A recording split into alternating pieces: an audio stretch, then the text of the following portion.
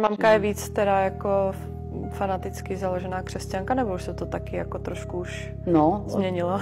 O tom mám tiež príbeh. No, vlastne pred rokom, tak ako som spomínala v tej správe, že pred rokom začali cez mňa komunikovať vlastne duše, aby som vlastne dávala tým ľuďom informácie. Keď vlastne zomrel otec, tak ja som vlastne bola napojená aj na ňo. A bolo to tak, že po pohrebe niekoľko dní sme boli u mamky, rozprávala som na brata, no som mu chytila ruky a som hovorila, že syn môj, proste všetko toto.